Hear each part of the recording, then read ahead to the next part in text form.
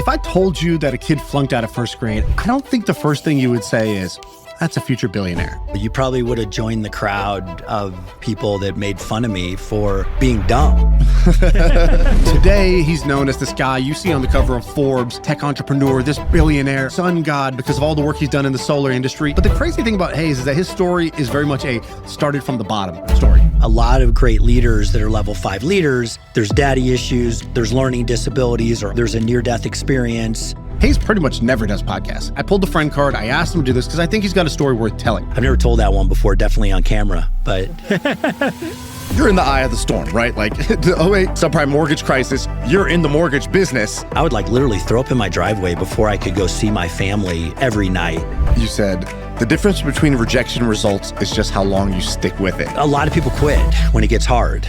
Sometimes you don't even know you're quitting. You just come up with a reason why you think you need to quit. What was it like meeting Elon the first time? Well, when I met Elon for the first time, I feel like I could rule the world. I know I could be what I want to.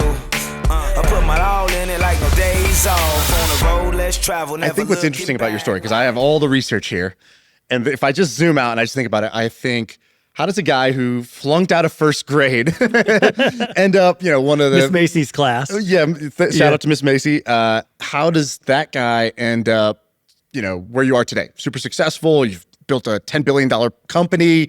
You're doing what a lot of entrepreneurs want to do, right? Like if I think about how I got into entrepreneurship, like what would have been the win? The win would have been, I'm having fun. I am building a company that matters. I'm having the success. I'm doing it with talented people. One of your co-founders is like a 4th grade friend. So that is winning to me. And you've done that. And so I think what's exciting to me is to hear, I guess, how you approach this, how you've gone from the guy who can flunk out of first grade to make that happen. If I had met you when you were a kid, maybe 12, 13 years old, 14 years old, would you call yourself were you really ambitious then? Were you really smart? Oh, if you would have met me in grade school, you probably would have joined the crowd of a lot of people that made fun of me for, being dumb. I would go to this room called the resource room, and the resource room for kids that couldn't read. And so then I would go and I would write all my letters backwards, and they would give me a Dick and Jane book to read in the 3rd grade, and I would struggle through it.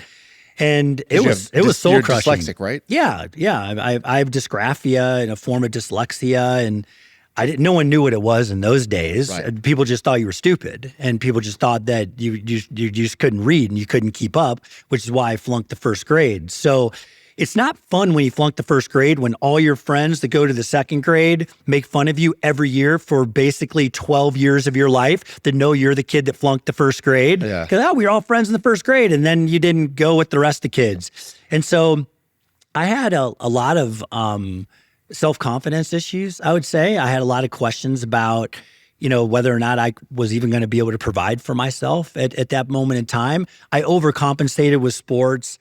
I guess I overcompensated with, trying to be a dynamic person. I don't know that I overcompensated in the best ways, but I had a couple teachers that took me under their wing. There's this one guy, Ron Edwards. He was the gym teacher. He was this amazing guy, man. And, you got to imagine, I don't have a father. I'm raised by a single mom. And he kind of stepped in, and he would be like, he knew I loved football. And he would say, look, Hayes, do you want to go in? At the time, the St. Louis Cardinals were there. And there was this quarterback, his name was Jim Hart. And there was this running back, his name was O.J. Anderson. And that was like my outlet, that I was like a fast runner, because I wasn't good at school. You got to be good at something.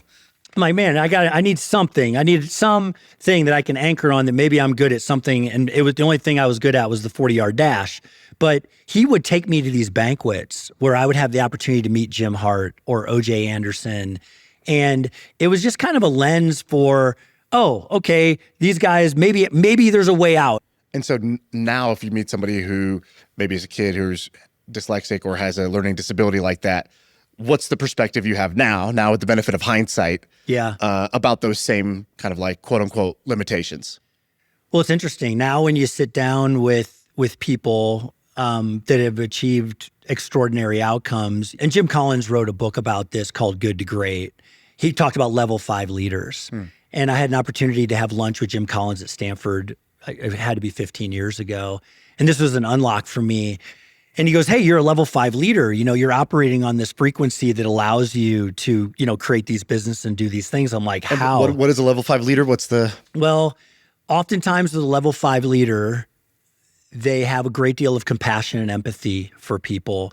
They often give up to go up. They have the ability to empower people instead of micromanage people, recruit top talent, and put them in a place that allows those organizations to scale.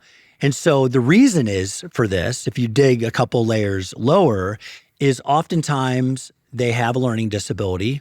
Many times they're on the spectrum. And so people that have Asperger's or that are on the spectrum when they're in school, they get made fun of a lot too. This turns out, this big T trauma where all your friends make fun of you and you don't have a lot of friends and you're an outcast as a young person, wants you to do things later in your life to gain affirmation and get respect, especially if you're a male and you want male affirmation. The second component of that often you'll see is daddy issues, okay? A lot of great leaders that are level 5 leaders have pretty severe daddy issues. They had a major falling out with their father. Maybe it's a situation like me where my father left when I was 2, so I don't really remember meeting my dad. I didn't meet him till I was, I think, around 30 years old. And so when you dig into some of these level 5 leaders, you go, oh, there it is. He's looking for male affirmation. He's looking for respect. That's why he grinds and does the 100-hour weeks to gain that affirmation. And the third one oftentimes is it's a near-death experience or it's a career-ending injury in sports or something along those lines. And that will force that individual to make a greater sacrifice and it also forced them not to quit in the face of a pretty significant amount of adversity, which unfortunately, a lot of founders and leaders do. You said a phrase in there. You said they get. What did you say? They give up to get up. What did you say? You got to give up to go up. Give up. To so go when up. you're really bright, let's say you're the guy that gets a 35 out of 36 on the ACT, or you get a 1550 on the SAT. You're an achiever. You get to brag about it. At the cocktail parties about what you did. And you realize, like, I'm the smartest guy in the class, okay? By the way, my 2 business partners, Jason Walker and Matt Dawson, were the smartest guys in the class. They had all the tassels when we graduated from high school, all the tassels when we graduated from college. I wasn't stupid. I'm like, hey, I want you guys on my side, right? And there's lots of other people in my life where they were the smartest person in the class. The smartest person in the class, oftentimes, it's not ego.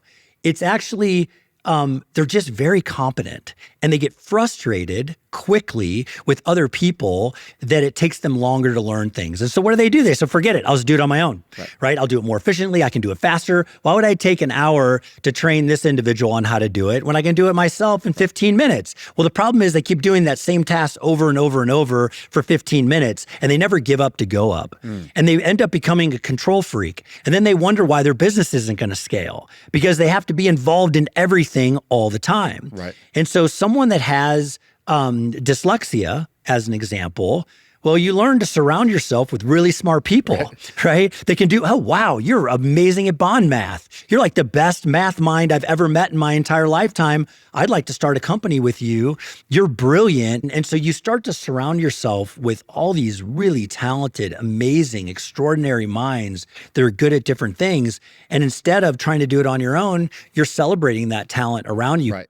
Have you ever heard what Ari Emanuel says about this? What? So Ari, who runs CAA, now Endeavor, he also, I think, was dyslexic. And so somebody was asking him, they're like, how do you read contracts? Like, your whole business is contracts, basically. You're a talent agent. Like, every day is contracts. He's like, I sit in a room with people who are amazing at contracts. He's like, because I couldn't. He's like, I literally could not focus enough to get through it. So I just built a machine of people, like, who can I bring in that will bring that to the table? And the same thing, like, I respect them, I value them, I need them, and they know that. And because of that, I'm able to have my zone of genius. They're able to have theirs, and we built a great, team from that. Yeah. You worked with and for Larry Ellison and with Elon, both of whom I would say are like kind of legends in Silicon Valley and as leaders, longtime leaders of companies.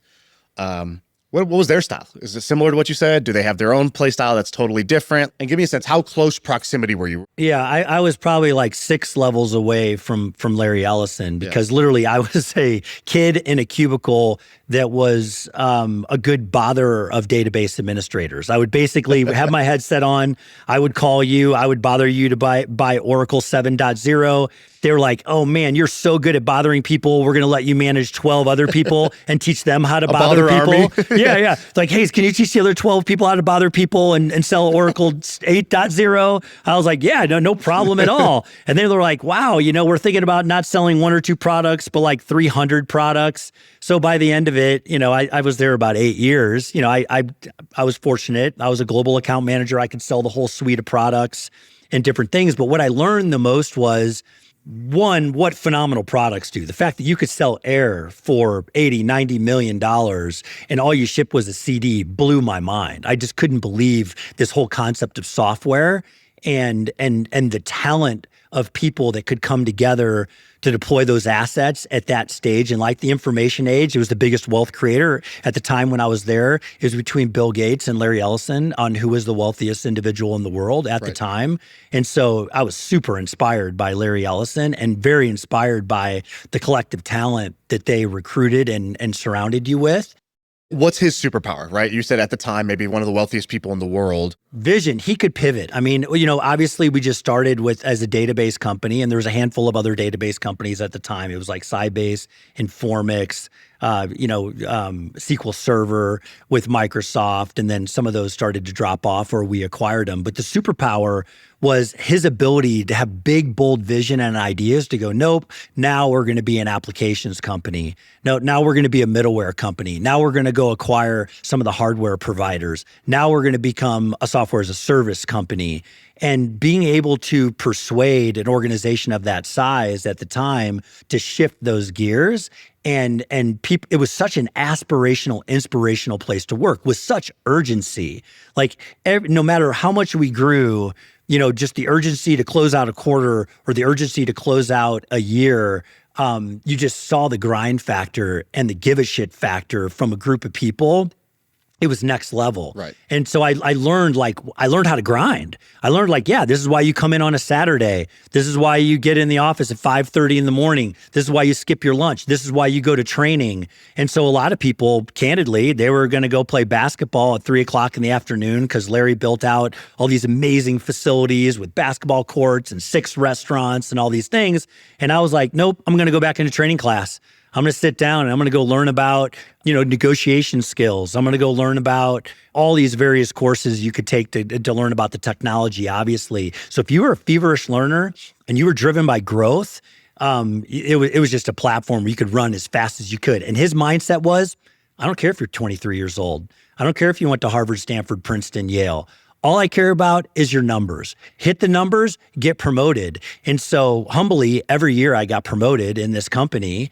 And they would joke, when I would join the team, they go, okay, we know you're going to be our boss next year. But it just came down to work ethic and your ability to post up numbers against your peers. It was very competitive. The bottom 20% got cut. The top 20% got promoted. And you could look around and it didn't matter age, race, anything. Right. It just came down to performance. It's like a pro sports team more than it is because people describe it like, oh, we're a family, or they try to create like comfortable environments, but it sounds like this was more competitive and meritocratic in terms of the culture. Absolutely. And it was high risk, high reward. I mean, if you performed, you were compensated accordingly. I made a tremendous amount of income as a young individual there. And what you started to see is the confidence build amongst all these other individuals on what they could achieve when they were pushed to their peak performance level. And so you started to see people like Craig Conway leave and go run PeopleSoft at the time, which was our biggest competitor on the HR software side of the business. Tom Siebel left. He built this amazing software program we used to do all of our customer resource management called Oasis. And Tom Siebel left to go start Siebel Systems. And he created a great company. Another gentleman left to go start NetSuite. Mark Benioff leaves to go start Salesforce.com. So you see all these individuals and learning and believing in themselves and their ability to perform regardless of their background or where they grew up. From a kid that grew up in Creve Coeur, Missouri with his mom in an apartment while she worked 3 jobs and walked to the washer and dryer every day, to the guy that had an undergrad from Harvard and went to GSB at Stanford. You were all equals, right? And then you watch these people and their ability to go launch their own companies, and in some cases, Larry was very supportive. And, he was a big investor in Salesforce.com, as an example, when Mark left and did that. And then the others he acquired. He acquired PeopleSoft back. He acquired Siebel Systems back. He acquired NetSuite back. And so it was just really interesting to see collaborative alphas, like a group of people that just saw themselves as the ability to kind of create technology within the Valley, and the level of respect and admiration that we all shared with one another. Right. Hey, I got a quick break because I want to tell you something cool. So our sponsor for this episode is HubSpot, but instead of the ad telling you about HubSpot, they just want to do something that's useful for you. So they did some research and they found that a bunch of people in our community have side hustles. They start a business on the side, they get it going, and then it becomes their main hustle over time. And so instead of just telling you about the features of HubSpot, they wanted to give you something that will be useful for your side hustle. And so they have put together a database of AI prompts, so things that you could put into ChatGPT or your favorite AI tool that will help you with your side hustle. So check it out. It's going to save you a bunch of time, I think.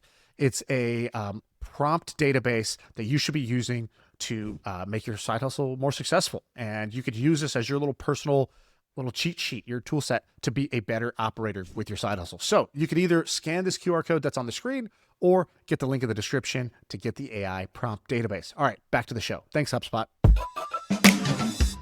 You also get the itch to leave, to start your own thing. Well, you see all those other individuals leave, you can't help but be inspired. Right. But you have a cushy job at that point. It wasn't cushy. I got to tell you. You're making good money, let's say. Yeah, I was making good money. I was making really good money. When you're making 7 figures and you're like, I don't know, man, 25, 26 years old from a kid in Missouri, like, your head explodes. What'd you do with the money as a young kid, by the way? Did you? Nothing. I couldn't believe it was real. I just kept it in my bank account. I put it under the mattress. Yeah, I was sharing an apartment with Matt Dawson and down in the marina in San Francisco, running the Golden Gate Bridge every day. And Matt and I started to whiteboard all these crazy ideas in our apartment. What was on the table? What's on the whiteboard? Oh, you would laugh, man. Yeah. So we loved Tahoe. He and I built this home in Tahoe. And there was this guy, his name is Randy Palmine. And Randy Palmine had a hot tub company. And so Matt and I had this idea. I was like, man, we could just buy Randy Palmine's hot tub company. I'm sure Randy's like a little checked out. He's getting older. He's ready to sell it. Right. And I mean, the annual reoccurring revenue of these hot tubs and the maintenance of these hot tubs could be a great business around Lake Tahoe. We'll snowboard in the winter. We'll wake surf in the summer, and we'll just take care of the hot tub business. Right. We almost did it. Like literally, Hayes, the hot tub guy. We talked to our fiancés at the time. They're our wives now, and we were like, "Well, do you guys think you would move to Tahoe with us? We could all live in this one house that we built up in Kingswood Estates. This house Matt and I built up there together, and we'll raise our kids there, and we'll just sell hot tubs, and we'll maintain hot tubs." Let's put it this way, the wives shut that one down. Mostly the living together was the problem? Yeah. They were like, no, we're not doing that. We thought about starting a car wash. We put a bunch of time and energy into, hey, we could start all these different car washes together. And then ultimately what we decided was, and this was based on kind of a background of learning that you could remotely sell anything. Once you realize you can sell really complex items like we were selling from a software perspective, you can do it virtually over the internet. You're like, okay, you can sell anything virtually over the internet. It was a huge breakthrough moment for me in my career, and that led to everything else that I did. And so ultimately I said, hey, what if we took Matt and Jason's background in residential mortgages and we just digitized it? We just created a virtual technology platform that allowed us to sell these mortgages and other financial products. Maybe it could be insurance or other things virtually. So you were like, I could take my sales playbook, maybe not playbook, but my sales experience of like, I can sell this stuff over the phone and through the internet, but now let's find a product that might work for it. Not hot tubs, but mortgages. What was that? I guess, what was the sales model back then? Is this like Google ads didn't lead into a phone call, or there's no Google there's ads? no Google ads. There's barely the internet at this point in time. What was the model? What were you doing? Yeah. So here, let's just go back in time. So 97, 98 is when the internet really starts to catch it's some tailwinds, right? And so you start hearing about like .com verticals, and this is all the big .com companies start popping up.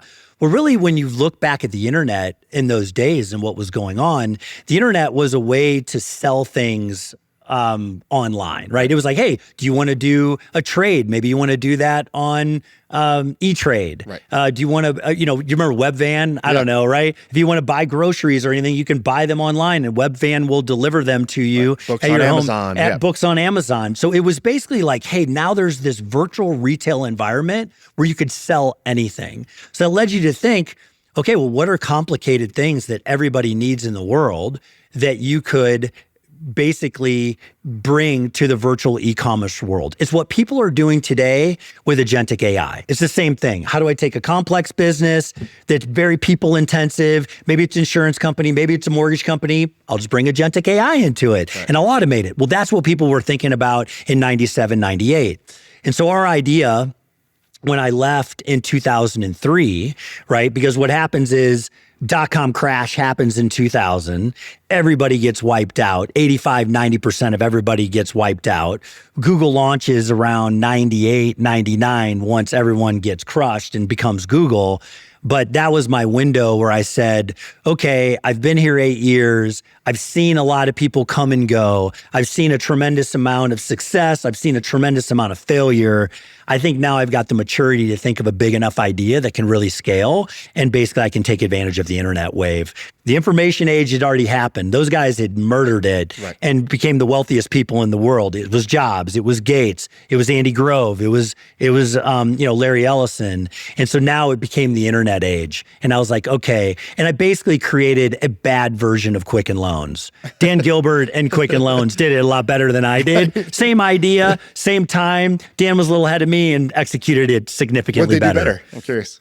Well, they bought into it, right? So that was kind of like they kind of branched out of into it, and they had a tremendous amount of capital, and they really invested in technology in a thoughtful way that allowed their organization to scale and build a bigger brand. Dan was older than me. He was more mature than me.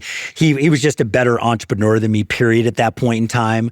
I was like a 30-year-old kid, with the big dream, trying to figure it out with my two best friends from the 4th grade and my sophomore year of business school. And you guys self-fund it? Did it work right away? We totally self-funded it. I think we each put in like 50 grand or something along those lines, And so we created success very quickly. We decided to move to Sacramento, California from the Silicon Valley because we were going to do these cheesy radio commercials.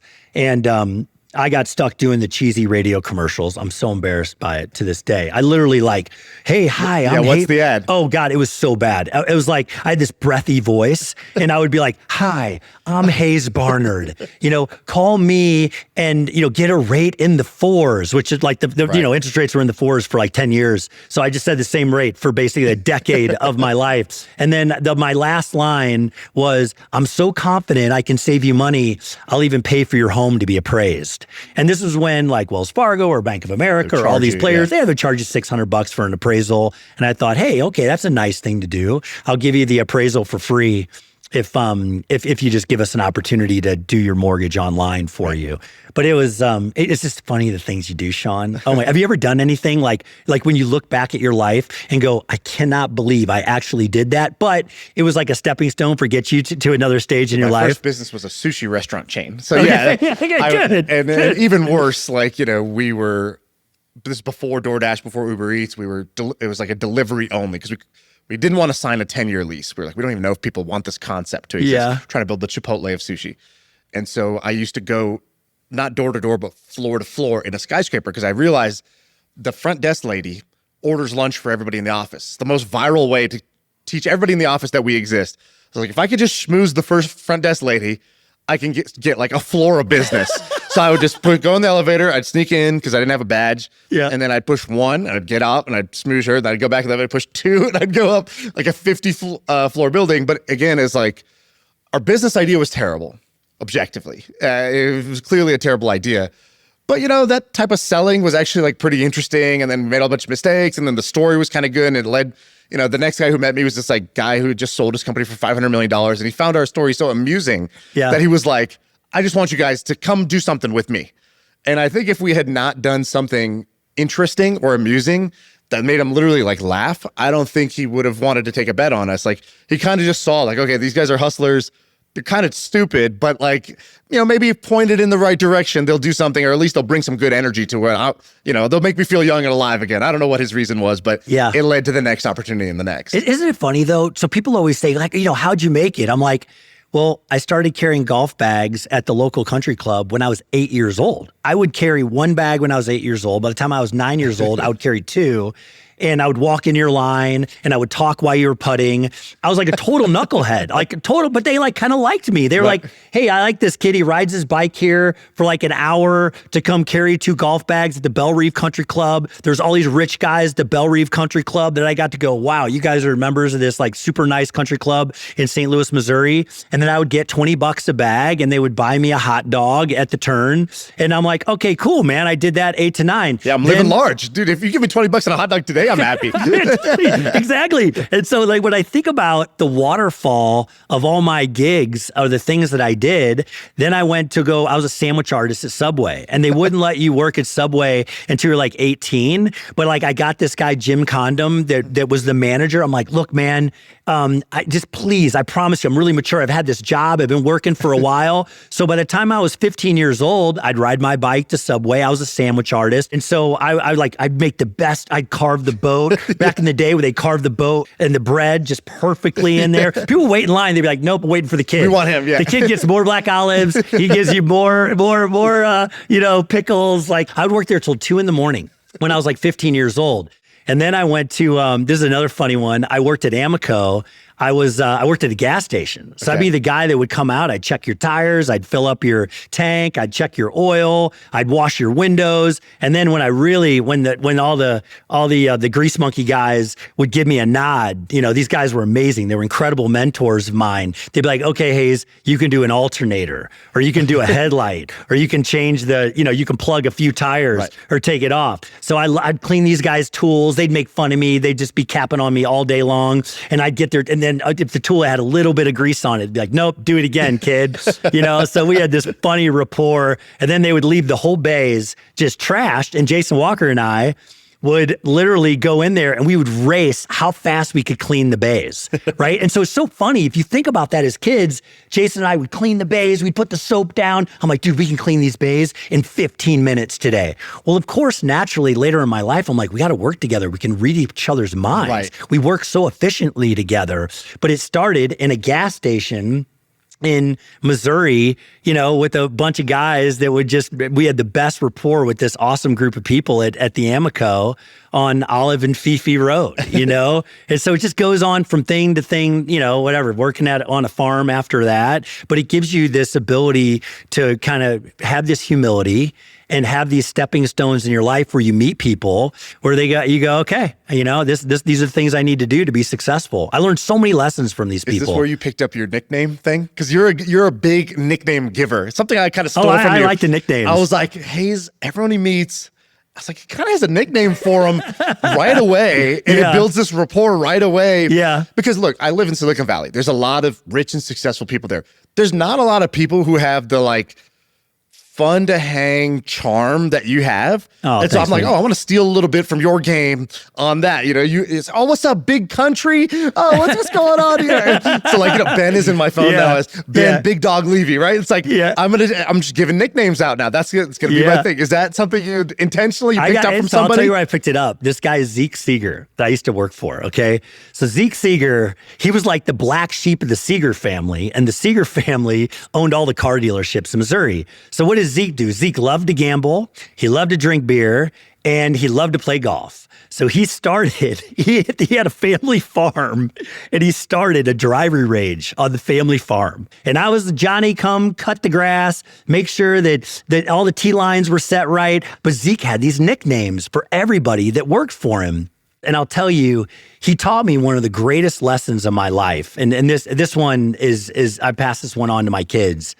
So I did everything as fast as I possibly could because I learned at the gas station, just do it fast, get an attaboy from your boss, get the gold star, go on to the next day. And so Zeke brings me in and he had all these nicknames for everybody. And so this is my second summer there. And he said, "You're fired." And I'm like, "What, Zeke? What's going on?" And he'd have his he called them his little girls. So he had this little Budweiser in his hand. And he said, "Yeah, you're fired. You're out of here." And I said, "What?" And he goes, "Every day you come out here and you run around and you get all these little things, done real quick. You go out there and you weed eat the railroad tracks, and then you pull the weeds out of the sand traps, and you set the T lines, and you do it faster than everybody else."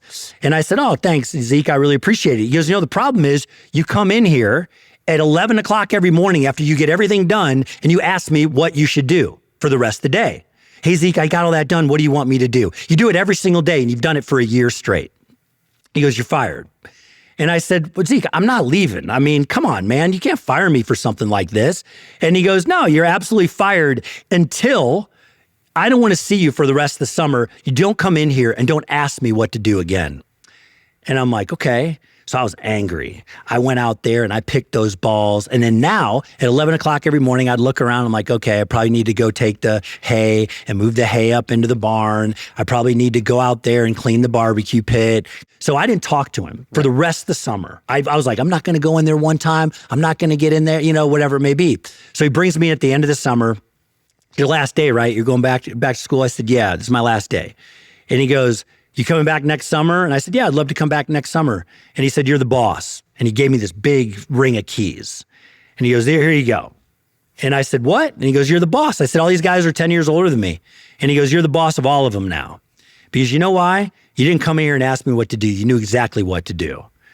And that stuck with me for the rest of my life. When I worked at Oracle, at Larry Ellison, I never went into Dean Panzeca's office once and asked him what to do. I never went into Hillary Koplow's office once and asked him what to do. I thought, okay, what would they want me to do as the boss? And when you do that, you become the boss. Yeah, you think like the boss, you become the boss. You become the boss. Yeah. And so it's the person that goes in there looking for the attaboy, looking for the pat on the back, looking for the affirmation, or, hey, what's the next thing you want me to do? They're never the boss. Right. It's BYO. You bring your own clarity, right, versus being a sort of direction taker at all times. Yeah. Yeah. A lot of people get that wrong. Yeah. Yeah. So if we go back into the story for a second, so you leave, you're doing the radio ads, you said the business was working, you start to build this business. Now, a mortgage business sounds like a good business to be in, but there's always bumps and bruises in any kind of roller coaster here. So what happens with that business? Well, 08 happens, the financial crisis. So, on Douglas Boulevard, where our office was, I think 95% of mortgage companies went out of business. A lot of people didn't have their hedge position right. They blew themselves up there because interest rates had increased. Then also, the people that did subprime mortgages were done. We were lucky. We didn't do a lot of subprime mortgages. We didn't do any reverse amortization mortgages. So I wanted to ask you about this. So you're in the eye of the storm, right? Yeah. Like the 08 crisis, which is the subprime mortgage crisis. You're in the mortgage business. I'm in it. Yeah. I've watched The Big Short. That's my level of knowledge about this. I'm curious, like, A, what happened from your perspective? What's your kind of like layman's explanation of what actually went wrong? And then B, how did you not fall into the same trap that many others did? It seems like, there was an incentive to give these subprime mortgages out. You're going to make more money. Every mortgage sales guy in the country at that time wanted to sell reverse amortization mortgages and wanted to sell subprime mortgages. Stated loans was the big thing, right? Let's just have someone make up their income and then we'll give them any loan we can. That's what a stated loan. So I'm good for it. Yeah, I'm good for it. No, you would basically say, hey, Shaan, what's your income? And you would say, I make $200,000 a year. Okay, great. $200,000 a year, you qualify for this loan. So what happened at the end of the day, there was a bunch of loans that people received that they shouldn't have received. Okay. The underwriting criteria wasn't tight enough. That's what happened. That's why the crisis happened. The default rate skyrocketed. People walked away from their homes. They're like, hey, I don't know. I have no equity in this house at all. Who cares? I'll just walk away. I'll take the light fixtures out of here, right. And whatever else I can take. They also were putting a lot down then, basically? They were putting nothing down. So nothing down, stated income. Yeah. And so that felt really, really wrong to me. Like morally, I was like, I was saying, the devil doesn't tempt you with spinach. Okay. All right. And so you're like, it's like, oh, like it's, and then the sales guys would come in, the mortgage guys. Hey man, if people want red cars, we got to sell red cars. If people want hamburgers, we got to sell them hamburgers. Hayes, I heard every analogy under the sun. I'm like, we're not selling hamburgers. We're not selling red cars. I don't know how this movie ends, but those people don't deserve those loans. And so we're going to walk away from the volume. And we did. We walked away from a tremendous amount of volume. We walked away from a tremendous amount of people that wanted to come work for us, take advantage of our cheesy radio commercials and the brand that we had created for ourselves and sell those loans. Because what do they care? They'll just sell those loans until that company blows up and they'll go on to the next company. And so I give Jason and Matt a ton of credit here. Jason has a brilliant mind for underwriting criteria and he has huge ethics. And he basically said, man, it's not right. It doesn't smell right. We shouldn't do it. And Jason and Matt were experts in the industry. And I said, then great, we're not doing it. And so it was a hard decision at the time because you're right, everybody else was doing it. It was the only reason we survived. There were so many buybacks from other companies. They just said, hey, we can't buy them back. We're out. And we had done some stated loans and we had to buy some of those back, but it wasn't at all near the magnitude if we would have done subprime loans and we would have done those kinds of things. You sort of look wrong until you look right in that situation, right? Meaning like you're just growing a little bit slower than other people or you're leaving money on the table until finally the crash happens. And then you're validated for that strategy. But it's like most people are not willing to look wrong or be wrong, for 364 days. For the one that was right, A lot of times it's more than 364 days. Sometimes it's 3 years. I just went through it in the residential solar financing business. There's been about 5 companies that went bankrupt recently in that space. And look, we raised pricing, I think 16 times because the Fed had raised rates so much in a short period of time. And it was hard because we lost a lot of market share for a period of time. People said, hey, if you guys are going to have to increase your pricing, but the bond math didn't work. The unit economics didn't work. And I was like, look, if the unit economics don't work, at some point the music stops and you die. You blow yourself up. And so, the reason that we're a healthy company and we survived was for 2 reasons. 1, the diversification, and 2 was because of the discipline and the devil doesn't tempt you with spinach. And the second piece to the mortgage piece, just to go back to it, is what happens after 2008 is, I had to lay off 400 people. So we had a couple, I would say 1,500 employees or something along those lines. And I was so depressed, man. I would literally throw up in my driveway before I could go see my family every night. I was so depressed. They say you're never a real CEO until you go through a near-death experience, and I went through mine there. I would go to this rock and literally pray, just get me through this, and I promise you I'll do good things for the world. And so what I did was diversified. I launched an insurance company next to the mortgage company that allows us to save people money on their homeowners and auto insurance. I then had the idea to get into the energy business and save people money on their electrical bill. And the way I did that was through the residential solar business. So that diversification is a good thing at times. It forces you to kind of diversify the risk within your company, but you've got to have the unit economic discipline on the front end and have a good sense of ethics and the right thing to do, when other competitors may or not be willing to do that. So where does that strategy come from at that point? Where do the ideas to do insurance, energy? Because you're in the middle of you're weathering a storm, you're laying off people. When I was little, I accidentally almost burned down my house. And it's like everyone in the neighborhood's looking at you and it's like, he tried to bake a cookie and almost burned down the house. The mortgage industry almost burned down the house of America. Totally. So you're in a tough spot. Where do these ideas come from at that stage? Man, it's when your soul's getting crushed is when you get the download. At least that was it for me. When I worked at Oracle, I would run to the Golden Gate Bridge most mornings. And I sat in a meeting there where with HP. We had just done a really big deal with HP. And what I realized at the time was, they maybe needed the software as a CRM solution. It was a new CRM solution for Oracle, but likely it was a horse trading deal that I was a part of for some reciprocity between Oracle buying, a lot of HP servers and laptop computers and printers. And then in return, HP saying, hey, we're going to take a risk here and buy a CRM solution from Oracle. And I just felt a little bit like, man, is this what I'm going to do with my life? I'm going to be in these rooms. I'm going to work with legal groups for like a half a year to get these deals done. And then it's a trade, in some way, shape, or form at the end of the day. And so I wanted more meaning in my life. And so I thought about, hey, what's important to me? Okay, my mom and I never owned a home. We rented our entire lives. I watched her pay $400 a month in rent our whole lives. We were always strapped. I always watched my mom work 3 jobs. I was always like, Mom, can't you get educated and buy a home? And I was just talking to a good friend of mine just a few days ago. He's from the inner city in St. Louis.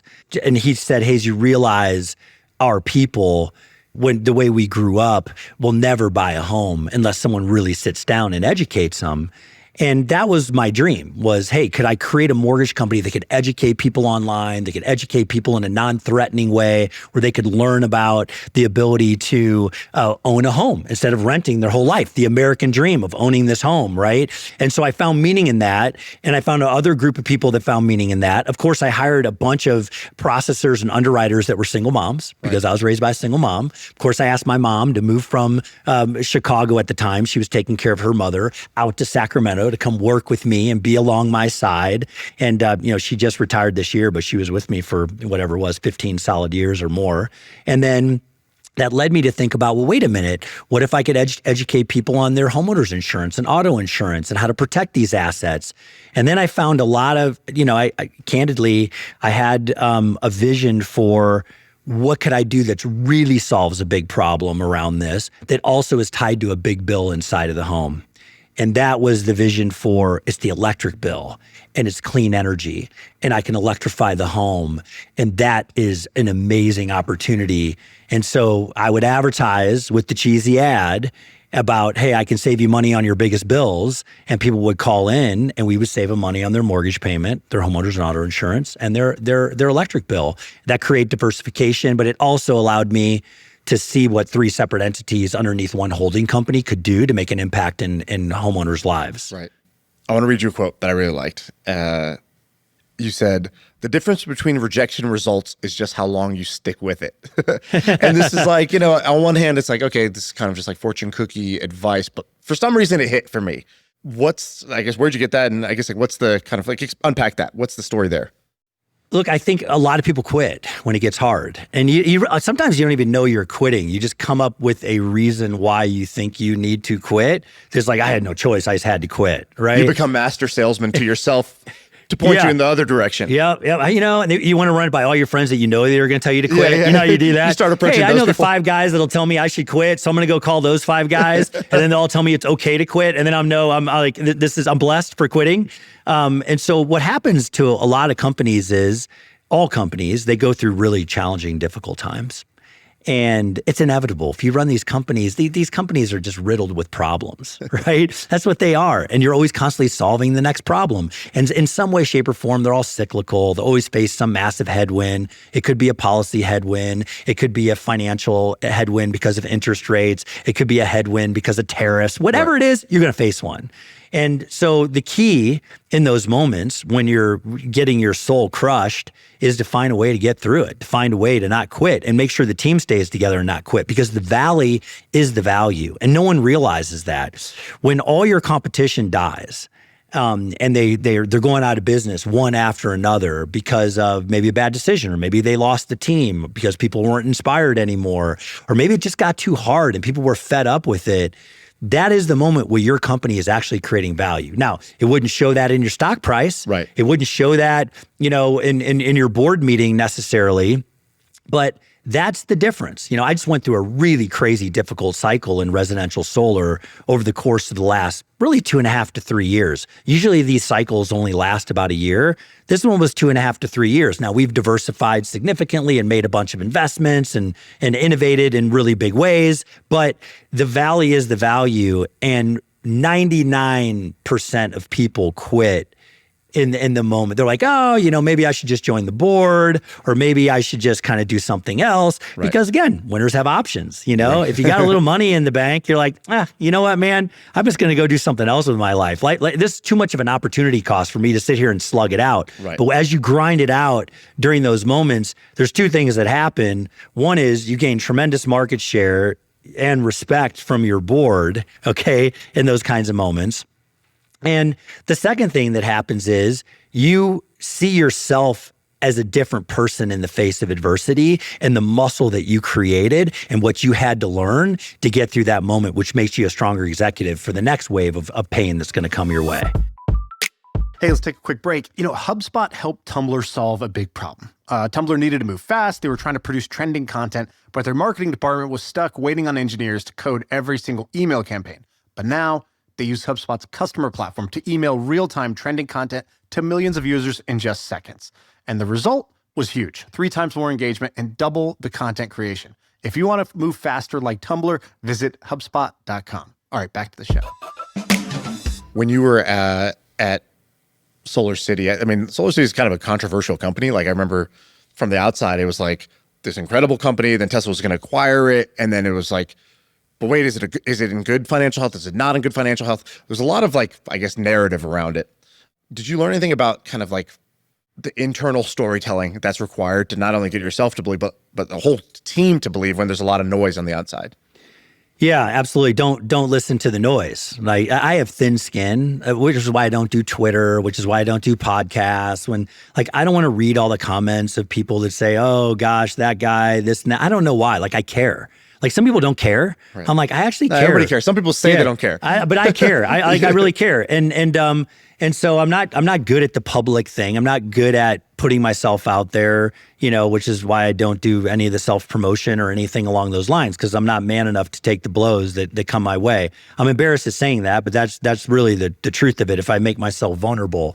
And so for me is I don't read it. I don't read the articles. I don't look at X all the time and all the comments and things along those lines. I keep my head down. I stay focused on and try to feed my mind with the right things. That's why I don't watch scary movies. I really don't. Like, if I watch a scary movie, it's like stuck in my head for a month. I'm like, I'm not man enough to watch scary movies. Okay? I just want to watch happy things. Like, I want to watch a comedy. I want to watch something inspirational, some great documentary. So I'm just really careful about what narratives. What you let in. Yeah. And it also comes down to who I'm going to hang out with. Like, it's weird, man. Like, when I met my dad, I there's a part of me, I would see things in my father. Okay.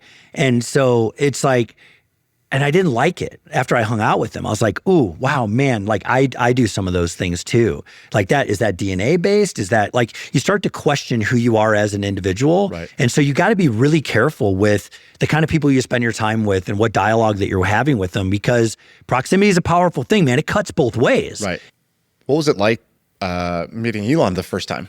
Would you have suspected then when you met him that, like, kind of the rise, basically? I mean, now he's, I don't know, the wealthiest guy in the world. He's created these like world-changing companies. Yeah. I'm just curious, what was your kind of impression at that stage? I thought I had a great work ethic when I was working with Larry Ellison or had my own company. No company has the work ethic and the commitment and the sacrifice factor than an Elon company. When you go to work for those companies, my son works at SpaceX right now. He's doing his second year internship down at SpaceX. Out of all the companies in the world that I would hope my son could go work for, he's 19 years old. I'm like, go work for Elon, man. Right. Go see what it's like at SpaceX. Go down in Boca Chica. Go light some rockets off with Mark Jerkosa, some of the greatest engineers in the history of the world. See what it's like to have that level of work ethic, that give a shit factor. I mean, like, when you're in those kind of environments, it's like, look, you're playing with live ammunition, man. You gotta play full out. And you're in the foxhole. It's time to go to war. We're the warriors of light. You go hard or go home. That's just the way that it is. Because think about it. We're the most highly shorted stock in the history of the world between Tesla and Solar City. Everyone said we were the next Enron. Right. We were done. The articles, were crazy. You think they were, now they're a balance between the two. At that time, we were all the biggest morons in the world, right? Because we were the clean energy guys, the sustainability guys. And there's no way we could ever create a company of any value.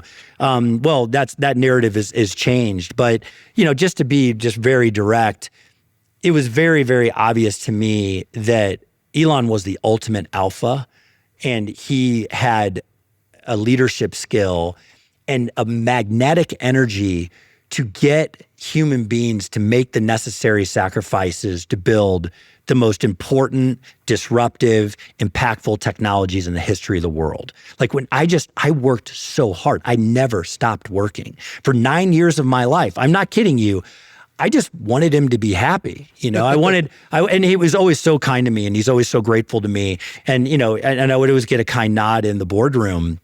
But like, I just wanted Lyndon to be happy. I wanted Pete to be happy. I wanted, E to be happy. And there was a sacrifice that I think everyone makes when you work at those companies, a sense of pride and commitment and sacrifice that's necessary based on being driven by growth and being around peers and alphas that are gonna push themselves to be the best they can be, and driven by contribution and the difference that you can make in the world. Yeah, I have this phrase that you don't know what level 10 looks like. So basically, I have this theory, which is really, this podcast actually helps me do this, which is in any area of my life, I think at a certain time, oh, okay, I know what the spectrum is. I know 1 is the bottom, but I know what a 10 is. And, sometimes I fool myself into thinking I'm a 10 at this thing. And then you go meet somebody who totally breaks your frame and you're like, oh, that's what that's what, and I call it level 11. It's like, oh, I didn't even realize the knob actually goes further. Like, you could just crank this baby up. Yeah. So whether it's like work ethic or even storytelling ability, or it's, just how sharp they are. Because work ethic's a part of it. But like, one of my companies got bought by Twitch, and I got to work with this guy, Emmett. Emmett's the founder of Twitch. Yeah. And people are like, oh, what's Emmett like? And I'm like, oh, I could tell you a lot of things, but, one of the things that was very obvious to me, I was like, oh, this guy's oven burns a little hotter. Like, this guy's just genuinely much smarter than me. Yeah. And so it's not like, and I hadn't really encountered people at that level of like incisiveness, of sharpness, of it's the ability. Inspiring. They do Amazon. So you write a 6-page memo and you come in, and the first 10 minutes is a silent read. So I'm reading this thing. Within like 3 minutes, he's done with the paper. He's highlighted he's found the needle in the haystack, like the one thing that actually matters worth talking about. And he's waiting for the rest of us to catch up. And it's like, okay, so I love seeing level 11. In fact, this is why when we came out here, we did your morning routine with you. Yeah. Because you're kind of like a level 11 of like energy. Like, you're energy rich. I don't even know how old you are, but you're way more energy than me. I think I'm like 20 years younger than you. You have 20 times more energy than me. Yeah, and so I'm 52. So I'm like, yeah. I thought I'm a pretty high energy guy. Yeah. And have like a certain vivaciousness for life. But then you see, oh, that's 11. Okay, good. Yeah. Now I can recalibrate. I'm actually at a 7. Cool. But now that I've seen it, that's like a very important thing. It's literally just to see it. And so, I hope with this, when I do this podcast, it's like, we talk to so many people, done whatever, 500, 600 episodes. The goal is that you break some people's frame. It's like, yeah, and what is the commitment and sacrifice that's necessary? Like, you think about it, right? So they buy my company, the first one, Paramount Solar, rolled it into Solar City. I had this first big exit of my life. What did I do the next day? I packed up my stuff. I moved into a studio apartment in San Francisco by myself. Remember, I'm married. I have a wife. I have 3 kids. I'm like, I will see you guys in a year. I'm going down to Silicon Valley. Don't worry. I'm going to do this. I'll buy us a house. I'll figure it all out. Kids are in school, all those kinds of things. I ate a burrito 4 nights a week at, 1 a.m. in my little studio apartment in, South San Francisco before I went and built an organization. We grew that organization from, maybe at the time there was 1,500 of us max. I think I brought 400 of the 1,500, and we grew it to a 20,000 person organization that did 20,000 residential solar systems a month. And, it became the largest solar company in the history of the world. But it's like that intoxicating energy that you're feeding off of when you sit around Lyndon Rive and you see his spirit and you see his energy, and it's like literally every moment of every day. I don't care if we were mountain biking, I don't care if we were kite surfing, I don't care if we were on vacation in Cabo, we were talking about work. We were talking about different ways we could engineer things, different ways we could create things and do things. And it was amazing just to be around those kinds of people where you're absorbing that energy and that competitive spirit to do something that no one's ever been able to do before, especially when the rest of the world thinks you're crazy and there's no way it's going to work. I'm going to make a guess. You tell me if this is right. It seems like maybe prior to that, because you said I found my tribe. It's like, for a while, it's like you don't really quite fit in. You're sort of an oddball. And then you finally meet a group of people who are wired the way you're wired, who think the way you think, who talk the way you talk, and it's totally normal to be you're weird. It's got to be a good feeling, right? Like, was that how it was for you? Totally. When I was in Missouri, I was a fish out of water, man, and I was depressed. Like I was frustrated listening to the conversations around the kitchen table. I was frustrated listening to conversations on the field. There was this level of Eeyore skepticism, self-doubt, highly medicated mindsets that lacked ambition. And they were like, man, you're just too excited about life. Chill out, have a cigarette and relax, okay? Life isn't that great, buddy, and I knew I needed to leave. I knew I needed to pack my car up, and I would have gone further than the Silicon Valley if the ocean wasn't there. I mean, honestly, I didn't come home for a long time. I stayed out west for a very, very long time. And the reason was I was all of a sudden around people that were believers. I was around people that were excited about things, that weren't getting caught up in what they were going to have for dinner at night or the 2 cups of coffee they needed in the morning to get themselves going, or the smoke. I was like, oh man, this is incredible. And then I was around those people at Oracle, obviously, really, really bright people operating on a high frequency. They were hyper motivated to do something with their lives. Then you kind of graduate to, hey, I'm a founder in this world of the Silicon Valley with other peers and founders. And then I got plugged into that group of, whoa, these are the greatest founders in the world. This is Sergey Brin. This is Larry Page. This is all the PayPal mafia, the Luke Nosiks, the Ken Howries. All of a sudden you were around this peer group of friends that you spent time with, and you're like, I can do anything. Right. I can do anything. If I hang out with these guys and I feed off this energy every morning, I can do anything. Right. And honestly, I still feel like that way today. This is why I love spending time with people like you. I love the young energy. I love to, there's a guy, his name's Keller. He's the founder of Zipline. I just went and visited him at his office a couple weeks ago in San Francisco. The drone delivery delivery. I want to be around Keller. He and I went on a heli trip together. We went snowboarding together. We became friends. And he's like, hey man, come visit my office. I got a lot of things to do. I wanted to go to Keller's office and visit with Keller and just see his operation and what he's doing. And so I'm really thoughtful about trying to find other people with great energy, great ambition and drive that are trying to do impactful things in the world and bring them into my life. So if through that door came like 27-year-old you, right? We you get a second you because you're busy and you're doing things and you're already in what you're in, you're doing what you're doing, you have your company. If 27-year-old you comes in and he's got all the time in the world and he says, all right, what's the blueprint? What's the Hayes Barnard way of doing things? Where should I go point my hair? Where should I direct my energy? What do you think how would you explain your way of doing things? And what ideas specifically, like what problems do you think are worth solving that you might plant a seed in the head of 27-year-old you? Man, that's such a good question. I would, with the gray hair that I have today, I would probably drop in with them and I'd say, look, you're going to be addicted to success. Okay. You're going to be addicted to productivity. You're workaholic, because you're constantly trying to prove to everybody that you're enough, okay? And so you're gonna take on a lot, and at times it's gonna feel like the weight of the world's on your shoulders, and you're fighting for clean energy tax credits and the big beautiful bill in DC, and meeting with senators and all the things. But I need you to think about more than one level of wealth and one level of success, which is financial success, right? I need you to think about time success, and I need you to think about mental health success, and I need you to think about physical health success. And I want you to think about friendship and community success, because I'm afraid that you're going to sacrifice those other 4 pillars of success for one, right, which is financial success. And you got to realize, man, like, when you grew up like I did and your mom's got her head in her hands and she's crying about whether she can turn the air conditioning on, and she's this amazing woman, all you want to do is help. All you want to do is carry a couple golf bags and put $40 down on the kitchen table to make sure that you guys can turn the air conditioning on. All you want to do is someday hire your mom to come work for your company, right, and say, hey, we're good. It's okay. All you want to do is give your wife the life that your mother never had. Give your son the life that you never had. And you're willing to make this crazy level of success so you have the financial means to make sure that they can go to that private school, they can go to that, university that they want to go to someday.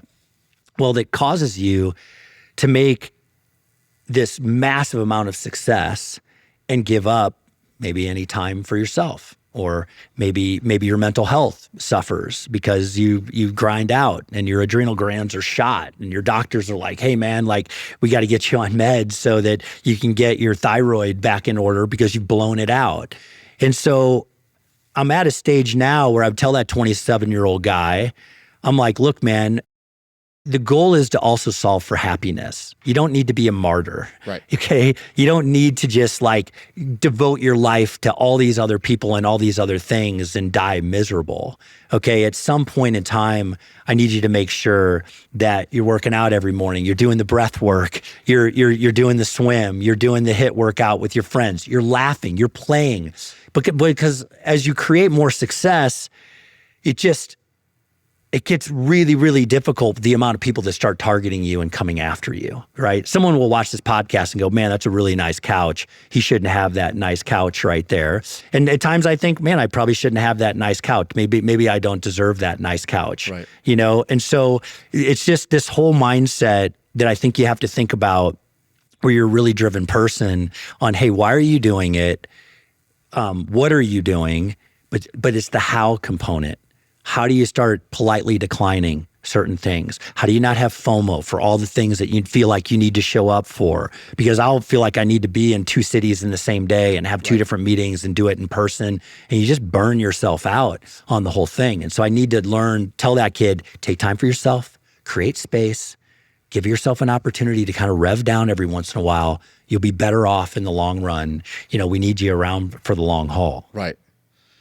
Yeah, because you've been around the, whatever the dinner table of success is, like the top of the top. You've been around a lot of those people. You don't need to name names, but I would imagine that a lot of those people are a bit of a martyr in the sense of they're not that happy or maybe loving their life in the way that one would assume when you have a certain level of success. Has that been true from your experience? Or? Yeah, I would say most of the really successful people I know, there's also a meaningful amount of sadness in their life, because of the sacrifice. Maybe it's a lack of connection with their kids. Maybe it's a lack of connection with an ex-wife, or, they kind of regret, the way they interacted at certain times, because you're revving in the conference room and you're battling all day long in these intense discussions. It's hard to come back home and then just be like a chill, normal guy, like you're never a chill, normal guy. You always have this intense look on your face. You don't smile as much. You're like, man, is that guy okay? Like he needs to chill out a little bit. And so, for sure, with those level of sacrifices, you gather more demons in your life, and it's sad to say that, but money doesn't make you happy. Money doesn't make you a better person. It's like really important. The more things that you have, it's actually more stressful. And people that maybe don't have a lot of things would say, oh man, how trite of you to say something like that, but the reality is, the only thing that matters in the end of the day are the relationships that you have, and the love that you have, those deep relationships that you carry on. Who's the exception? I'm sure there's somebody out there that's found that these balances, right? I have a few North Stars. Yeah, there's I like Michael Dell's kind of the biggest North Star I think I've ever met in my life. His marriage. I don't know much about his him. marriage with Susan is amazing. His wife is incredible. She's her own force of nature. What they do philanthropically, what they do for the world, they're very humble. So you're not going to be able to read about it or anything, but the impact they make in the world. Their children, their son, Zach Dell, is I say to my son, Luke, hey, can you spend time with Zach and read the books that Zach read and talk to Zach, because he's like a pretty amazing guy. But it's the humility that he has. Now he politely declines things. He's taught me that. And he creates space for himself to read and relax. But he didn't go crazy. Like a lot of people that create Michael Dell wealth, they go crazy. Yeah. And they lose themselves in this intoxicating environment of winners have options and you can have anything and do anything. And instead, he's the kind of guy that just becomes more humble, becomes more of a giver, become more focused on the impact that he can make in the world through all the work. Now he still plays big. Don't get me wrong. Sure. He's a bold leader and he takes big swings and big bets. I mean, this isn't a guy going through the motions but he's somebody that has this level of humble humility about him that I respect and admire. Tell me about the blue ocean strategy insight you had, because we haven't even talked about your current company, the main company yet, Goodleap, which is kind of a juggernaut. But talk about this insight you had. Well, what do you do after we sold SolarCity to Tesla? Elon was great. He wrote me a really nice letter, to he kind of CC'd the Tesla board about it, and so you're kind of like, okay, I exited there gracefully, I think, as much as you can. I think people always want you to come back and do different things. And there's at times I feel guilty that I didn't go back and help at times. But where do you go from there? You're like, okay, well, the insight that I had was we were by far the biggest solar company in the country. We had 40% market share in the entire United States. And so I was recruiting a lot of people from our competitors. And we were building, the largest manufacturing facility in the Western Hemisphere for solar panels, and Tesla had built the Gigafactory. And we were at this stage where I was like, man, I'm very passionate about sustainability. I'm really passionate about the deployment of these solutions. I had been burnt out on sales a little bit. I was managing around a 10,000 person sales organization. And so it's a lot of text messages from sales professionals that want to raise. I'm joking, but they want to talk about their comp. But I was like, how do I do something that's not really sales focused, but it's technology focused, and I can deploy these solutions? Okay. And so I was coming off a big high. And I read a book called The Blue Ocean Strategy. And so we were in a little bit of a red ocean strategy, which was like, hey, beat your competition, just beat your competition. And I was in a mindset where I was like, what if I can make my competition our biggest partner instead of our biggest competitor? And so I looked at the premise of Blue Ocean Strategy. What does it mean? Yeah, it means if you can make sure everybody wins in an environment where literally even your competitors win, that creates a flywheel effect that allows that organization to scale. So red oceans is like testosterone, and you run a solar company, I run a solar company, I'm better than you, right. We're going to sell more than you, we're going to win that customer. Blue ocean strategy is like, hey, what do you need? Like, can I support you in some way, shape, or form? Red ocean would be like, okay, let's imagine you and I are both gold miners and we're out there, panning for gold. Blue ocean is like, I'm going to be the guy that sells the picks and shovels to everybody. Right. And so the mindset was, if I can enable the entire ecosystem, from all the panel manufacturers to all the battery manufacturers to all the different installers in the marketplace to all the sales professionals in the marketplace, and empower them with a B2B marketplace and platform that allows them to have access to capital, access to each other in an environment where they can transact with consumers, where the consumer wins. They electrify the home, they lower their carbon footprint, they save money. The installers win, where they can all install any panel or any battery solution in the marketplace. And all the manufacturers of these products win because they get access to that marketplace, to the ability to deploy these assets. Boy, that would be a cool business. And that was the beginning of the idea of Goodleap. It started with point of sale financing for solar, which quickly led to, wait a minute, we should finance all electrified solutions in the home. HVAC, energy efficient windows, roofing, smart thermostats, synthetic grass turf, basically anything that allows us to kind of lower that carbon footprint in the home. That's a blue ocean strategy. And so now the banks are winning and the financial institutions are winning because they're getting their 8 to 10% return on the assets. All the installers are winning because they have access to all these great products and great sales professionals, and all the sales professionals are winning because they have access to the installers and the products. So right. that was a blue ocean strategy and a marketplace business that allows us to grow pretty quickly. All right, this episode is brought to you by Mercury. They are the finance platform of choice for over 200,000 companies. Shouldn't be surprised because I use it myself for not one, not two, but I have 8 different Mercury accounts. I have 7 for different companies that I'm a part of, and then I have my own personal account because now they have personal banking, which is a really cool feature. I highly, highly recommend it. Like I said, I use it myself. And the reason why is because the way that Mercury works is beautiful. It's very intuitive. And you could tell that it's actually made by a startup founder. It's an entrepreneur. You could tell it's made by somebody who used other banking products in the past and didn't like all the different rough edges and annoyances, and decided to, actually fix it himself. And really, any type of entrepreneur you are, let's say you're an agency, well, one of the things every agency has to do is be able to send invoices, easily create them, send them to customers, and stay current on your balances with all your customers. Well, you can do that inside Mercury. And so I think that Mercury is great. Highly recommend you check it out. And thank you for sponsoring the show. For more information, check out Mercury.com. Mercury is a financial technology company, not a bank. Check show notes for details.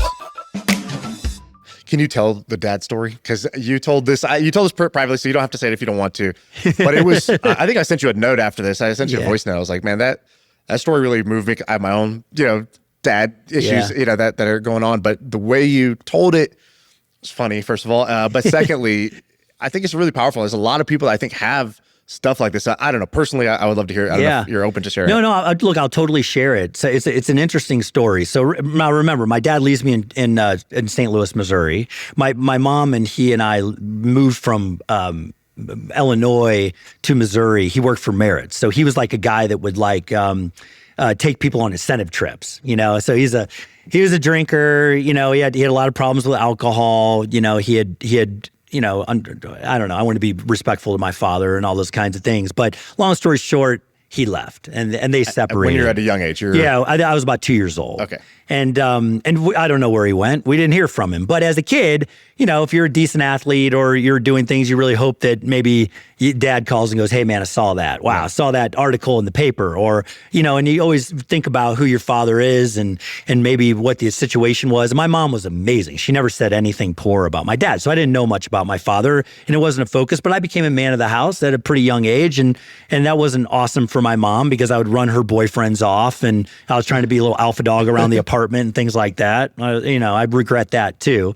But basically, I finally, when I'm at Oracle and I had quote unquote made it, I was like, I want to find my father.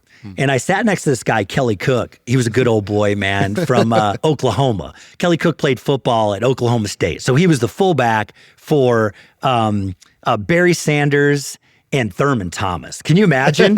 Dude, this is Kelly Cook, man. This guy's the man, all right? And so Kelly was I called him Big Papa. I got my nicknames. He called me Playa, all right? He called me Playa, I called him Big Papa. So I said, Big Papa, man, I want to find my dad. He goes, this internet thing, we can maybe find him on the internet.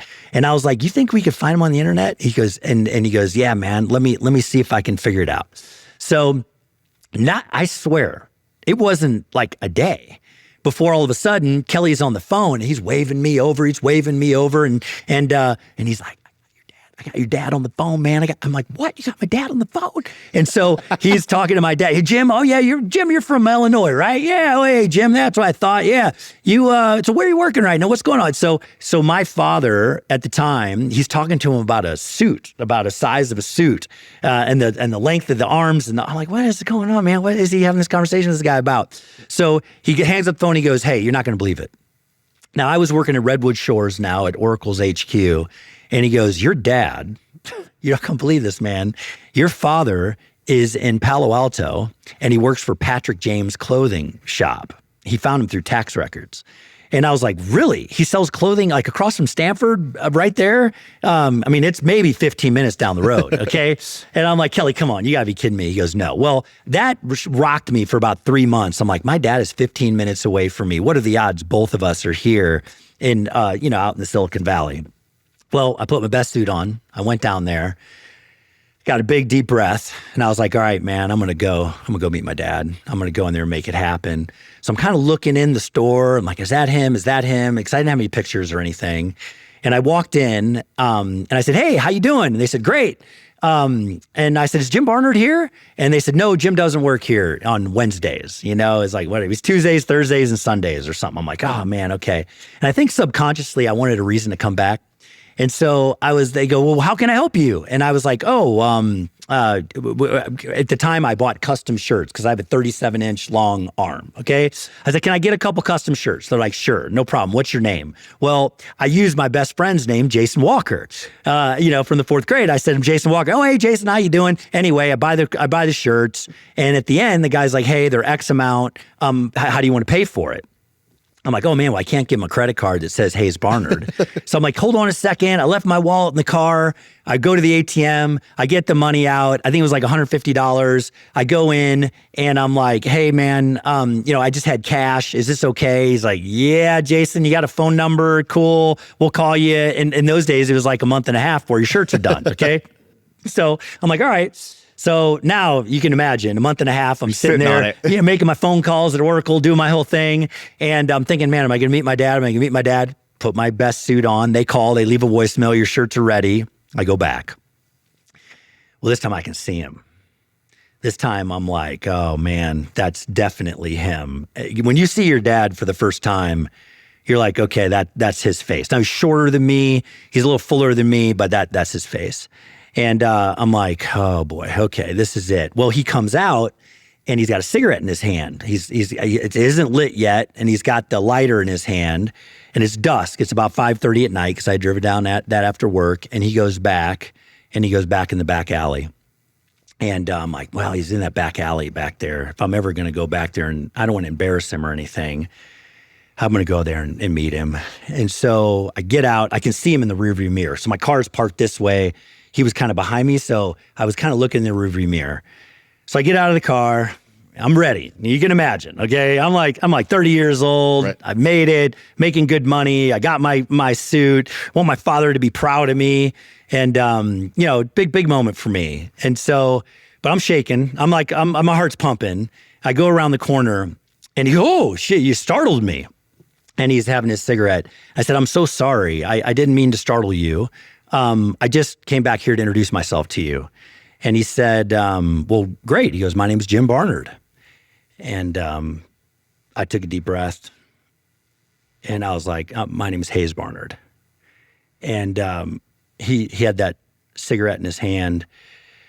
His hand started shaking, and you could just see, and he just looked at me and he just said, "Son?" I said, "Yeah." And he's like, "I'm so sorry." And I was like, "Man, don't be sorry at all." And he buried his head in my chest.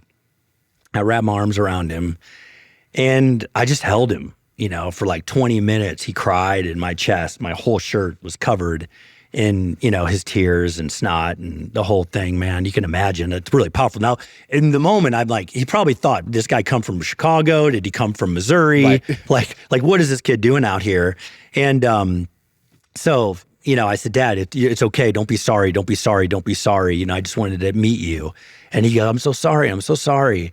And I said, "Don't be sorry, And so, sorry, I'm getting a little emotional. We go inside, and this guy I bought the shirts from, his name was Dwayne. And he goes, "Hey, Jason, right?" And I said, No, my name's Hayes. And he said, "Hayes?" And my father said, "Hey, Dwayne," he'd worked for him for about 15 years at Patrick James, selling clothes there. He said, "This is my son. This is Hayes Barnard." And he said, "Jim, I didn't know you had a son." And he said, "Well, yeah, I got a son, and this is him."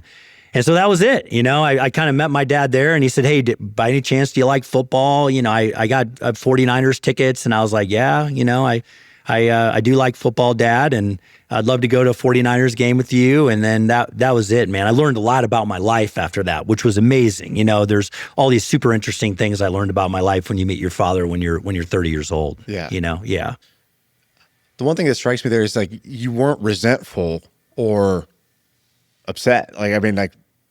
That seems unusual to me. Well, I had realized by that point in time, probably the best thing that ever happened to me was not having a father. I know it sounds terrible now, but I didn't have, when I was a young boy, I was angry. Why don't I have a dad? And why do we live like this? And all those kinds of things. And then as an older man, you realize that having a mother in that situation and the drive and the responsibility that it gave you was probably one of the greatest gifts that ever happened in my life. And so I was there really more probably because I was looking for affirmation from him. I wanted him to be proud.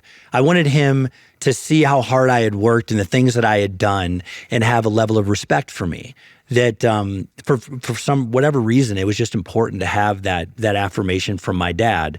And so I got that closure. I didn't get a lot of time with him. He ended up passing away, but he definitely had an opportunity to get to know me, to get to know my kids, to get to know my wife, to see me and some of the things that I had done. And we expressed a lot of love and respect for each other. And so for me, it's like sometimes that's your opportunity to show a tremendous amount of compassion and empathy for someone. He did the best he could, man. He had addiction issues. He had some challenges. He had his own issues with self-confidence. You know, his father passed away really, really young. His father was a severe alcoholic. His grandfather was a severe alcoholic.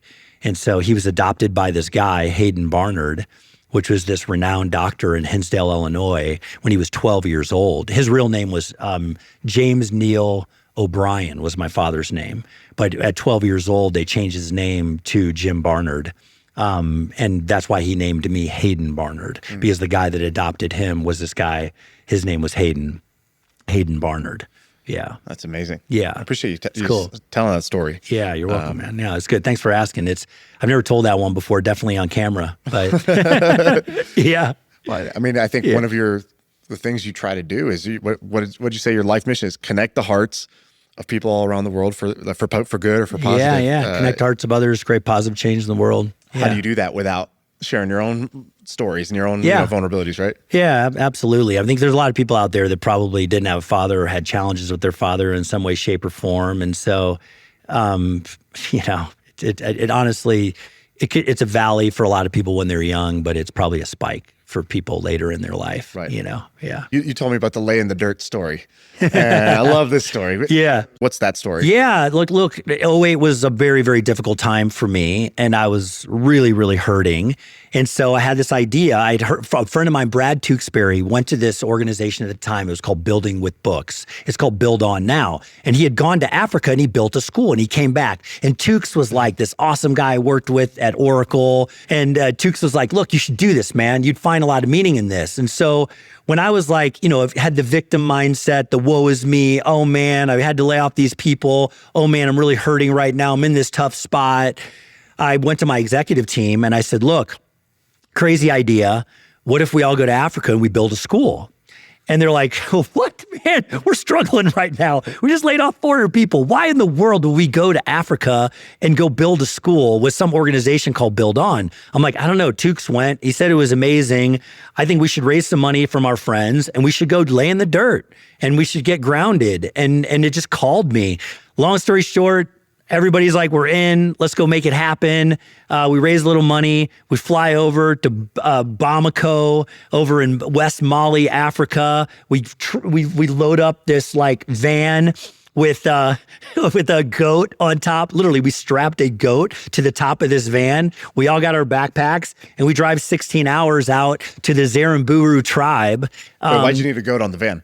Well, I didn't know. I had no idea because the handler's there. Don't ask too many you got to bring a questions. goat. I'm like, we got to bring a goat. I've never been in Africa. Like a gift. Like Okay. this is interesting. And so we get there. We meet the chief. We got the translators. They're doing a whole thing. We learned. Then we slit the goat's throat. Because in this part of the world, you drink the blood of the goat, and that's the ceremonial thing, and you're welcomed into the village. And then a big deal, they cook the goat because most of the time they just eat this grain, this mullet, basically, every single day. And then I laid in the dirt, and this woman, Awa, I was in her hut. So they just welcome you. You dance in the village every night. You sing. These people are so happy and alive. Now, it's sad. They die by the time they're 30 years old because they drink poison every single day and all these other things. But they're very, very happy people. And so I, with my brother-in-law, we're laying in the dirt in this tent. And then everybody else has their own little kind of like hut. It's like a mud hut kind of situation. And all the cucamonga spiders are around you, man. You go to the bathroom in this little hole, and then when you open up the hole, there's all the cucamonga spiders in there as well. The headlamp's on. You're like, oh man, your whole nervous system's being shooken up. But about every morning, about 2:30 a.m., you can hear Awa. She's shaking that grain, man. And you're thinking, man, she's shaking that grain for me. You can just hear it, shh, shh, shh. And then you're like, wow, man. Like she's up there 2:30 in the morning. She's shaking that grain for me. And then all of a sudden you hear her hacking something. She's hacking the wood. And then she's lighting the fire for you. And I'm like, what's she lighting a fire for? Why would she be lighting a fire at like 3 a.m? So every morning for 7 nights, you're thinking about this. And then all of a sudden I would come out in the morning and the bucket of water would be over the fire so I could bathe in the morning with this bucket of warm water. Well, I figured out on the second day, I said, where do you get the water? And she's like, oh, let me take you. I thought she was going to take me around the corner. We're gone for 5 hours.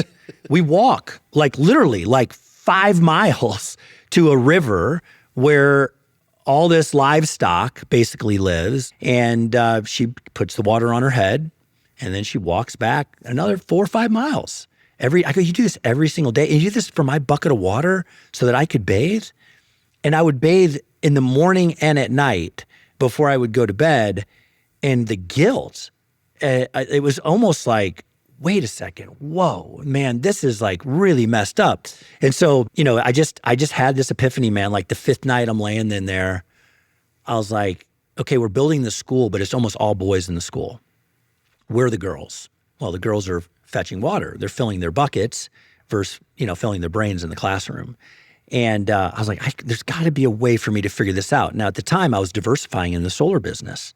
And I thought, man, what if I could put solar on all these schools and we could get Intel and other players to donate the laptops? We could extend the hours in the classroom so the women can get educated too. So our kids can get educated. And so I just had this lightning rod moment, man. I just have these big downloads at certain times in my life where I'm like, okay, I need to start a foundation that's going to basically find a way to light up all these schools. And so that was the moment. That's how I came up with it. Wow. Yeah. And so you go back and you kind of had a model that was like the Tom's model, right? For when we sell solar here in the U.S., then we can give solar in Africa on the schools, right? That was the sort of the blueprint. Well, let me explain how it went down. So the solar company takes off quick. We become the 2nd largest solar company. Maybe it's the 3rd. There was Sunrun, there was Solar City, and us. These were kind of the 3 players of residential solar in the United States. And I was partnered with Sunrun and I was partnered with Solar City.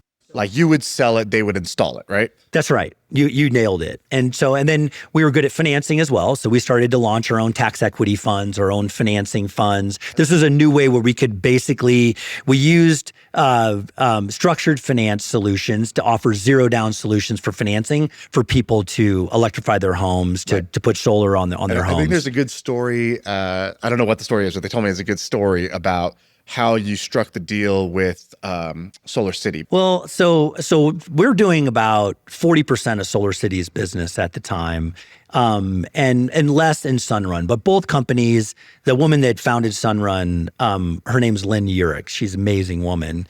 And Lyndon, who was the CEO of Solar City, who's Elon's cousin, I had a great relationship with both of them. And they both came and said, look, we'd love to buy you. Okay, we'd love to buy you. We'd love to roll you in. We'd love to make you a part of the organization and what we're doing. And so we had a lot of discussions, and I was like, well, do you want the insurance company? Do you want the mortgage company? No, you can keep your other 2 sad companies. I'm joking. But we want you, and we want the solar business. And so after some thought, Lynn and I had become really close personal friends. Our families were vacationing together. Our kids were really close friends. Our wives were really close friends. His brother, Pete, also I became very close with him and his wife and his kids. And so we were becoming a family. They said, hey, come on, man, we're going to IPO this company and we really need you to be a part of it. Or we'll IPO it and then we'll buy you a week or 2 later. And so I said, hey, I'm open to it. Let's think about it. We had met with Elon, we had discussions with him and talked about how we could build the biggest solar company in the history of the world and what this could look like and all the things that we could do. And so I was going to build a solar system down for a school, for Build On, down in Nicaragua. And I said, look, would you come with me? Would you come with me to see us put solar on a school in Nicaragua and the impact we can make? I have this big vision for putting solar on all these schools. Well, Lyndon was awesome. He goes, I'm in. Let's go make it happen. So we went down to Nicaragua. We built a solar system for the school. Lyndon and I sit on the roof. He's like, this is unbelievable, man. This is a really, really cool thing to do. And I said, what if for every megawatt of energy we deploy here in the United States, we put solar on a school somewhere in the world? And he was like, I love it, man. Let's make it happen. Let's do it through a 501c3 nonprofit. And so in 3 years, we put solar on 2,500 schools in several countries in the world. That's amazing. Yeah. You're doing some amazing things right now with with your philanthropy and around water. But your organization named Give Power, you talked about how you were doing solar panels on schools. So where did the shift go from solar panels to water? Well, so 3 years later, I go back to all these places in the world, whether it was Nepal or Nicaragua or different parts of Africa and Kenya. And I realized that we had lit up all these schools. And then when you walk into the schools, this made me sad. It was a bunch of guys with their cell phones plugged in, or people playing video games on laptops. So I'm like, great, I brought video games to the developing world. You know, I gave these guys cell phones because they didn't have cell phones when I was there the first time. Right. The first time they saw my cell phone, and you would like take a picture of them, and they were like, "Whoa, magic. That's me!" Like they've never seen themselves in a mirror. Wow. Realize, you know, wow. Yeah. I mean, these people are amazing. They brush their teeth with a stick, and now all of a sudden, I brought cell phones to this area because we brought power to this area. I was like, this wasn't a great idea. And go figure, I was so stupid that the women weren't sitting in the classroom till 7 o'clock at night. They were exhausted. They were still going and fetching water for, you know, whatever it was, 5 hours a day. Right. And so Awa was still doing her thing and her daughters weren't in the classroom. That hit me pretty hard, to be honest with you. I was like, wow, we've done whatever it was at the time, 2,500, 2,600 schools. And yes, it was great. We brought electricity to school and the school had light, but it didn't accomplish the mission that I wanted. And what I realized was we need to invent a magic water box, basically. We've got to find a way to bring the water into the village in a way where the women are in the classroom, they're not fetching water, and it's healthy, affordable water. So how could you do that? And now at the time I've really got this solar thing under my belt. And we were starting to do these things called microgrids. Sometimes wealthy people will call us and say, could you do a microgrid on my island? I'm like, well, I don't know, maybe. Well, our engineers were brilliant. They could figure this out. And I was like, well, wait a minute. If we can build microgrids for people on islands off grid with this new battery storage we had invented and solar, this is kind of interesting. What if we could bring it to the developing world? At the same time, a friend of mine in my neighborhood in Tiburon had invented a water pump for yachts where he wanted to travel around the world on his yacht and have that water pump pull water out of the ocean so he could drink healthy water all day without having to stop. I said, how'd you do it? He said, I did it with a solar panel. I'm like, ooh, wow, that's super interesting. So I found this guy, his name's Kyle Steffen, who's the president of a company called Spectra Water Makers. And we went to him and we said, look, crazy idea. Can we marry you and your genius with these pumps with these amazing engineers that we have that work with us at Solar City and Tesla that really understand battery storage and solar? And can we marry that together to be able to produce healthy, affordable, fresh water out of a brackish well or out of the ocean utilizing reverse osmosis and desal? And they were like, can't be done. It's too grid intensive. It's too expensive. Good luck. You're naive. You have no idea. You're not a good enough engineer to understand that this is impossible. It's too expensive. Blah blah blah blah. I said, well, look, I am naive. I want to try. Let's give it a shot. And so we spent about a year trying to build that system, maybe a year and a half. We couldn't get it to work, and then finally we cracked the code. And I was like, well, let's put it in a container. We can ship it anywhere in the world. We will drop these things all over the world and we'll produce healthy, affordable, sustainable water for people off grid in these communities where we've done these schools. And now we've done that, many times over. And that was the breakthrough. And the insight was, wait a minute, okay, we could kind of almost turn this into an economic model like milkmen in the 1960s, where we changed the model where women can actually make money and earn a living by distributing this water. And what people don't understand, like after it's clean, basically. Yeah, absolutely. So instead of carrying the dirty water back, take the clean water and become distributors for this, right? Yeah, absolutely. And so there's a lot of people that have these causes. They say, we need to address migration issues. We need to address these socioeconomic issues, women's rights issues, education issues, healthcare issues. What I realized, the breakthrough epiphany that I had was you can't address migration issues until you address the water issue. Like Greg Brenneman, who is on the board of Home Depot, this guy's an amazing CEO. He's an incredible philanthropist. He was like the CEO of Yum Yum Brands for a while, Bain Capital, Continental Airlines. He and I went to Honduras and we flew around Honduras together. We went to all these different locations that had issues with migration, water scarcity, all these things. And he had the breakthrough with me where he was like, you know what? We got to solve the water issue, man. Otherwise, people are going to move. I go, Greg, look at me. You and I are pretty capable guys. Imagine you and I grew up here. We live here. Are we going to leave if we're drinking poison every day and everyone's dying by the time they're 30? He's like, we're going to leave. I said, exactly. So water is the unlock. Water is the foundation and fundamental thing that now allows you to say, okay, now we can educate the women because they have the time. They're not fetching water all day long. Now we can change the socioeconomic model where people can sell the water and distribute the water within the communities like Milkman and Lighton in the 1960s and their tuk-tuks and all these other cool contraptions they build to distribute this water. Now we can talk about healthcare issues. And so because people are drinking fresh, affordable water and they can stay alive, but you can't stay alive if you drink poison. And so that's why I'm really passionate about it. It checks a lot of boxes for me. Yeah, that's amazing. I went to Africa. I went to Ethiopia with Charity Water, and we it was like, because you even when you hear like, oh, they have to walk to get water, walk is the wrong word because it's basically. It might just be scorching hot. First of all, like you're in a desert. You're walking, and then you're carrying like a farm. If everyone's gone to like a personal trainer's had made you do a farmer's carry where you're carrying like 45-pound dumbbells on both sides. Now walk for 4 hours. Right. So they had us do like the carry of the it's water. Heavy, isn't it? Oh my! I got got how does like one man do 60 this? steps, and I'm like, I work out 5 times a week, And this woman would just throw it up on her head and walk for 4 hours. It was, I mean, it's like the ultimate sales pitch. It's like. If you could just get everyone in the world to try that walk one time, everybody would be like, yeah, we got to solve this problem. And Charity Water is a phenomenal organization, water.org. Like all these people are trying to solve the problem in different ways. Ours is, there's 2 billion people in the world that lack access to electricity. They're the same 2 billion people in the world that lack access to sustainable water, that have water scarcity issues. And so this is not about just water filtration or, distributing water. This is about dignity, man. This is about hope. This is about opportunity for humanity in these areas. And capable people like you, I'm telling you, Shaan, if you laid in the dirt with me, and I just got back from a trip recently. I was over in Kenya. I did a trek over there with 20 UT students. And then I went to Mombasa and I got in the Bowser and I delivered water and I raced the guys with the 30 jugs of liters of water in there.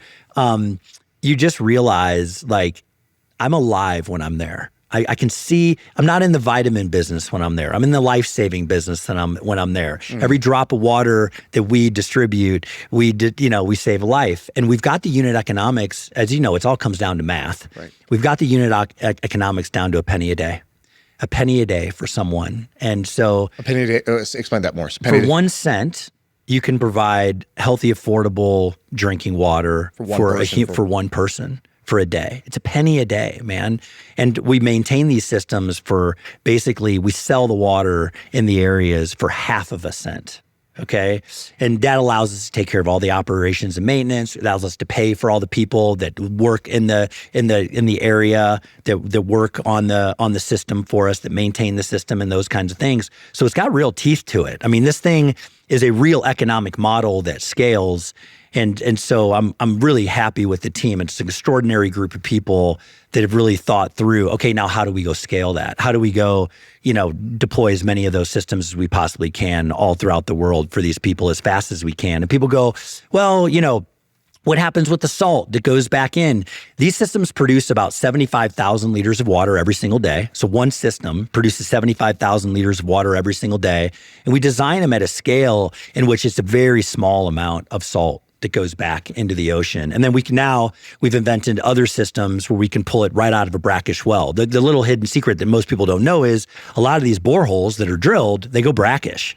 And then they sit there and then no one does anything with them. We can take our systems, drop our lines in there. We can desal that water utilizing reverse osmosis, and we can deliver that healthy water to these communities as well. Water is life. It's pretty cool. So if somebody's inspired, what's the right way to kind of get involved or give? What's the call to action? Yeah, look, I mean, you can go to the Give Power website and it's just givepower.org and you can kind of see ways in which you can give and those kinds of things. We're trying to come up with all different types of way where people can participate. We sent about 1,300 people on treks over the last few years. So I want them to see it. I want them to go. Like, you shouldn't have to sacrifice your entire life just so you can have a glass of water. And you're there and you see, when you roll your sleeves up and you get your hands dirty and you build one of these systems, you see how technology can transform communities overnight. Like, not over a year, like instantaneous. The moment the water comes on, everybody's alive. Everybody's like celebrating and dancing and singing. And all of a sudden the kids are healthier and everybody's vibrant. And it just creates a tremendous amount of optimism and hope and opportunity. That's amazing. Hey, dude, thank you for doing this. I really appreciate it. Yeah. Thank you too, man. I feel like I could rule the world. I know I could be what I want to. I put my all in it like no days off. On the road, let's travel, never looking back. My friends, if you like MFM, then you're going to like the following podcast. It's called $1 Billion Moves. And of course, it's brought to you by the HubSpot Podcast Network, the #1 audio destination for business professionals. $1 Billion Moves. It's hosted by Sarah Chen Spelling. Sarah is a venture capitalist and strategist. And with $1 Billion Moves, she wants to look at unicorn founders and funders. And she looks for what she calls the unexpected leader. Many of them were underestimated long before they became huge and successful and iconic. She does it with unfiltered conversations about success, failure, fear, courage, and all that great stuff. So again, if you like My First Million, check out $1 Billion Moves. It's brought to you by the HubSpot Podcast Network. Again, $1 Billion Moves.